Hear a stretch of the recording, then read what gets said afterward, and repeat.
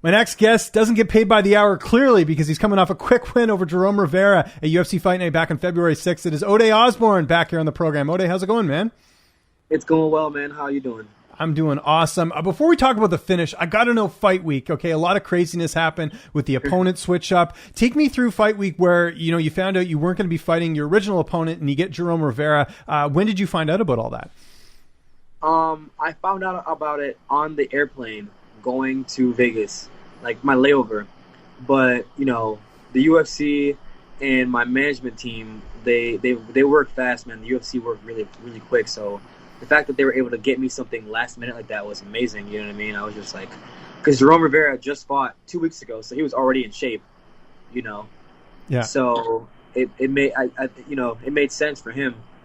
No, absolutely. And you guys were supposed to fight on the 20th, I'm not mistaken, yeah, anyway. So did that make it a bit easier taking this fight because you already knew you were going to fight him? Yeah, it did. It definitely did. 100%. It made it like 12 times easier. 26 seconds. Could that fight have gone any better? I mean, where does that win rank in terms of career moments? Just getting a big win like that to kick off a pretty big UFC card last weekend. Number one. I bet, yeah. That's great. Did you envision the fight going that quickly? Because we've seen you get those, quick finishes, but to do it in the UFC is very impressive. Like I said before, man, I really don't envision how it's gonna go. I just know in my head certain things that I want to be able to accomplish and do. You don't know when that's gonna happen. It could be the first 26 seconds of a fight, or it could be the last 14 minutes and 50 seconds of a fight. You never really know. No, for sure. How was it not fighting with the crowd and just doing the whole Fight Week experience, like with all the testing and all that? Because that was all new for you. You didn't get to experience that last year. Yeah, with COVID and stuff. Honestly, I think it helped me focus more. You know what I mean? Because sometimes it could be a bit much. And not saying it'd be like distracting. I was just saying more annoying, because I feel like for the first time, they're strict. It's just fighters and coaches, and you're so in the zone that not a lot of distractions around in the bubble. You know what I'm saying? So everything is accommodated to you, and it's almost like a fighter camp. Yeah. And you're just there. You're focused, and you can just take time and kind of just enjoy yourself and relax a little bit. You're cutting weight. Sometimes, people want to come in and bother you when you're doing that. I don't have to worry about cutting weight, but that's typically what a lot of fighters go through. But at the airport, I found out my guy was he had some visa issues, or I don't know if it was coronavirus related to where he couldn't leave the country. But I was just like, oh man, and literally within 2 or 3 hours, my manager contacted me. It was like, yeah, man, we got something for you. What do you feel? How do you feel about Jerome Rivera? And I was like, yeah, let's do it. Let's go. Like at that point, I would have taken anybody. I haven't fought in a whole year. I'm like, man, 160? Okay, here I come. Yeah. No, it was pretty crazy how that all came together, and glad to see you got the fight and the good result as well. Is there kind of a weight lifted off your shoulders? Like the problem with MMA, unfortunately, is that, you lose a fight and then you don't know when you're going to fight again. And in your case, you didn't get to fight at all the rest of last year. So is there kind of a weight lifted off just getting a win, especially as impressive as you did on Saturday? Huge weight. Huge. It was like, I can't even explain it, the weight that was lifted off my shoulders. It was just like, oh man, because that weight was a year long as well. So there's the weight, and then there's the weight. Yeah. No, it was great. How did you celebrate after the fight? I know a lot of stuff's closed, but did you get to enjoy yourself? Yeah, it was just kind of like me and my coaches just hung out, and we talked and laughed and joked and we ate. It was cool, man. And I just kind of, because I was so exhausted, I have to get my mind at a certain level, and when you kind of surpass being a human, you exhaust your mind. You know what I'm saying? Like, because when you get to a certain level of focus, it's just like you have to do a whole bunch of meditation and elevate your mind and get to that level. And everything is just all the emotions, because you're changing your emotional state of your body, and it exhausts you. So I was crashing after the fight, and I wasn't going to do anything. What was the feedback like, especially from, your students and everything? Like, what was that like to hear people, give you props? Because I saw it looked like the knockout was kind of going all over social media.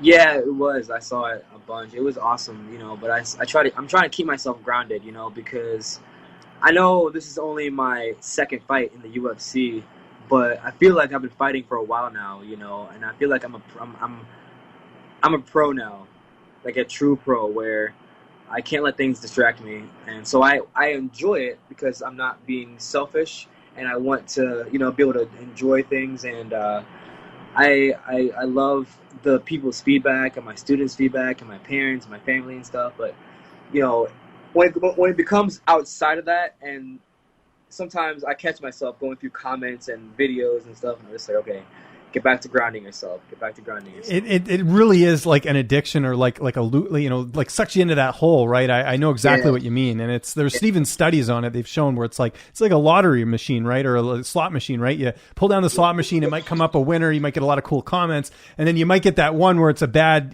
thing on the slot machine, and it's like someone writing something crappy, right? So yeah, man, for real. The internet's ruthless too. You got trolls everywhere. Oh my gosh, yeah, for sure.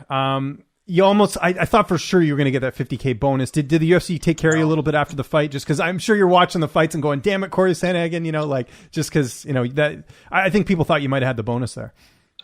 Yeah, I mean, I didn't get it, but it you know what I mean? Right now I'm just like, I was bummed because I was like, man, I was bummed. But I'm just blessed to have that moment, I can't, like I said, I can't be selfish. Mm-hmm. My time will come. You know what I mean? Like, my time will come. It's like I can't be selfish and like, oh man, I can't let myself get to a point where I'm like disappointed and not getting a bonus. You know what I'm saying? Like, I look where I came. So I'm enjoying that moment, and like I said, it was so close, man, so close. Come on, Cody, why? Yeah, no, but I think they should change the structure. Like, to me, if there's a couple good knockouts, they should fork out the cash there. And then let's say if there's another card and there wasn't any impressive fights, and maybe just limit it on that card. I don't know. I think they got to spread the wealth a little bit more, because you absolutely deserved a bonus, in my opinion, anyways. Yeah, my time will come. There you go. Good attitude. Yeah. No, for sure. What's the plan for the rest of the week in terms of, like, I'm sure you're going to take a little bit of time off, but are you back at work? Like, what's the plan for this week? Oh, yeah, I'm at work right now. Gotcha. Okay. I'm literally at work at my desk right now, and the kids are doing work. Right behind you. Right behind where my phone is, which is you. Yeah. That's great. So does it feel different? I mean, you're kind of like a Clark Kent, right? You just, did your whole Superman thing on the weekend, and now you're back to being a teacher. Like, how does it feel? For real. It's hard to explain, man. Like I said, at this point in my life right now, it's just like my compartmentalization has gotten so good, like I'm just back at work, like nothing. Okay, I'm at work and I'm just in work mode. You know what I'm saying? Yeah. And don't get me wrong, I look at my phone sometimes and I get happy again. Like, wow, I relive the moment. So it's like small spurts of reliving the moment, but at the same time, like I'm just like, okay, I'm here now. Yeah. I know it's fresh. I know we're just talking a couple days after the fight, but when are you looking to get back in there? Do you have kind of an ideal timeline of when you want to take your next fight? Man, I would fight like 5 weeks from now. Awesome.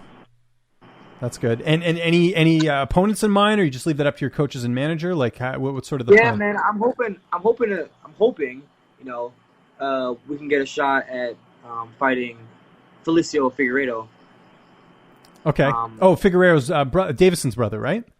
Yeah, yep. Because he just fought Jerome Rivera, and he beat Jerome Rivera. So I think that's a good matchup, right? I agree. You were supposed to fight him. Now you did fight Jerome, and then you ended up beating him just like he did. I think it definitely makes sense. Yeah, I think so too. I think that definitely makes sense. And not only that, but you beat one brother to get to the next, right? There you go. Exactly. Good thinking. I like your path of your strategy there, and kind of what we talked about in the last interview. I would imagine your next fight, you want it to be in Vegas again. I mean, this worked out pretty well for you, as opposed to doing all that extra travel, taking time off work, and everything else, right? Definitely, it definitely makes sense for me. And I fought without fans before on Contender Series. Oh, that's right. Yeah, that's right. Yeah, there's less people there in Contender Series. Interesting. Oh yeah, because I guess there was a few like people in the building, I guess, for this fight. But yeah, you got all the staff. Like the UFC has a lot of staff. Like it almost feels like there's fans. Not they're not like cheering and yelling and stuff like that. You know what I'm saying? Yeah. They're doing their jobs, and they do a really amazing job of putting on a show, man. The UFC is one of the best sports organizers ever. I will say that, man. They are hands down take care of you when you get there and everything. Like you get chauffeured to the Whole Foods with after you take your COVID test and stuff, and like they're driving you and they pick you back up, and they do a good job of commandeering to your needs. So awesome.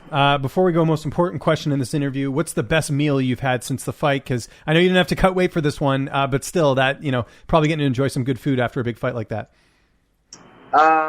Well, I did have some tacos last night. There you go. The truth comes out. Yeah. During it, I would say, Trifecta really did the UFC chef, they did a really good job of making those meals every day for me. That was really good. Outside of that, I would say the Mexican tacos I had last night. Good stuff, man. Well, congratulations on the win. Again, what a performance that was. People, if you haven't seen it, I'm sure you have, but definitely go find it. I'm sure you'll find it on social media. Anyone you want to thank, any sponsors, any social media? I'll give you the last word here. Yeah, just, everybody that supported me, the culture, my school, students, my mom, and God, most of all, important.